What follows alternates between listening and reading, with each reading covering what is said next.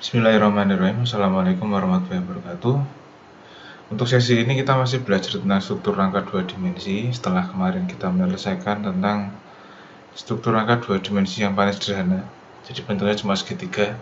Nah, sekarang kita coba aplikasikan itu di bangunan sekitar kita. Contoh, ini saya ambil ada jembatan rangka ya, Jembatan rangka tentunya tidak cuma seperti ini di lapangan, lebih kompleks, pasti kompleks.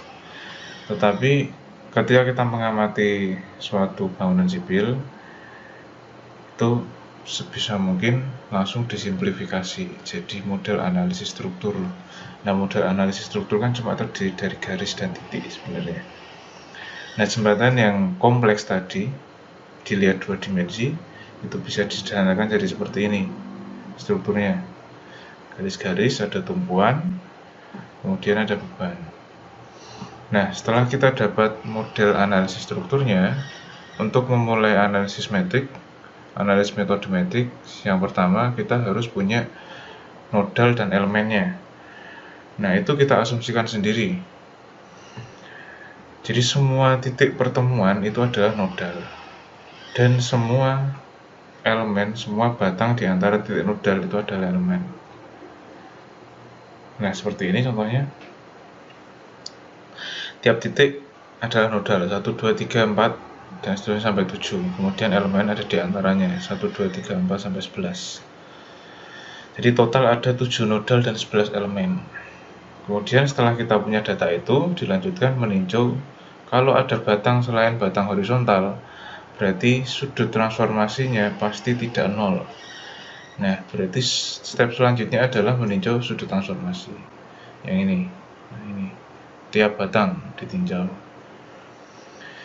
Kemudian step selanjutnya adalah meninjau beban eksternal. Nah, ada beban eksternal berapa titik. Apabila di lapangan itu beban merata, ya disimplifikasi, misal diletakkan di tiap titik, di sini, di sini, di sini, dan di sini.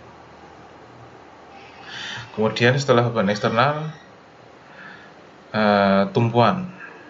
Nah, tumpuan di sini kalau jembatan sederhana, tumpuannya terdiri dari sendi dan roll. Tumpuan sendi dan roll seperti yang sudah dibahas sebelumnya di contoh struktur rangka yang paling sederhana kemarin, ada sendi dan roll. Perilakunya seperti apa, yaitu masih sama seperti yang kita bahas kemarin. Nah, kemudian kalau kita melihat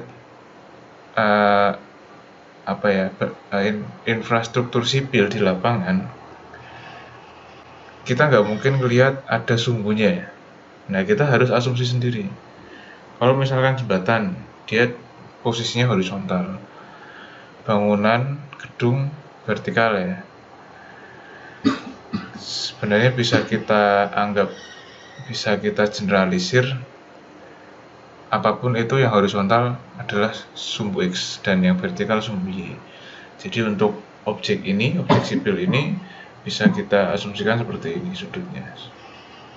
Mohon maaf, seperti ini sumbunya, sumbu globalnya, sumbu X dan sumbu Y. Jadi sumbu X-nya horizontal, sumbu Y-nya vertikal. Nah, setelah data-data itu kita dapatkan semua, dan kita punya data A atau luas penampang, E modulus elastisitas, dan L panjang batangnya, bisa dihitung matriks kakuan lokalnya. Tapi terlebih dahulu harus ditentukan titik I dan J-nya serta sudut alfanya. Nah, perhitungannya dilakukan di tiap elemen. Kemudian matriks transformasi, ini matriks kakuan lokal ya. Matriks kakuan lokal masih sama seperti ini. Ini berlaku untuk semua struktur rangka. Kemudian untuk matriks transformasi itu sama yang seperti ini ya. Cos alfa, sin alfa, min sin alfa, cos alfa, dan seterusnya. Alfanya tergantung dari yang kita tinjau, elemen yang kita tinjau. Kemudian apabila sudah dapat kakuan lokal, transformasi bisa dihitung kakuan global. Step berikutnya, nah ini kakuan global contohnya seperti ini. Ini dilakukan tiap elemen. Elemen 1 kakuan lokal sekian, transformasi sekian, kakuan global sekian. Ini dilakukan di tiap elemen. Ini contoh yang kemarin, elemen 1, 2, 3 sampai ke tahap ini ya. Jadi ditambahkan titiknya U1, V1, U2, V2 dan seterusnya, kemudian sampai tahap kakuan globalnya. Untuk step selanjutnya dilanjutkan membuat overall stiffness matrix. Overall stiffness matrix adalah kumpulan semua matriks kakuan global. Jumlah ordonya sebanyak 2 kali N dikali 2 kali N. N sendiri adalah jumlah nodal. Jadi kalau nodalnya 7, berarti overall stiffness-nya ordonya 14 kali 14. Seperti itu. Kemudian mengisikan beban eksternal ke matriks gaya. Kemudian dilanjutkan mengisikan nilai displacement tumpuan ke matriks displacement. Jadi kalau tumpuan sendi berarti U-nya 0, V-nya 0. Kalau roll tumpuannya berarti U-nya tetap, V-nya 0. Begitu dan seterusnya, tergantung jenis tumpuannya. Kemudian step yang ke-6 dilanjutkan dengan rearrangement matrix yang tadi sudah dikumpulkan sebelumnya.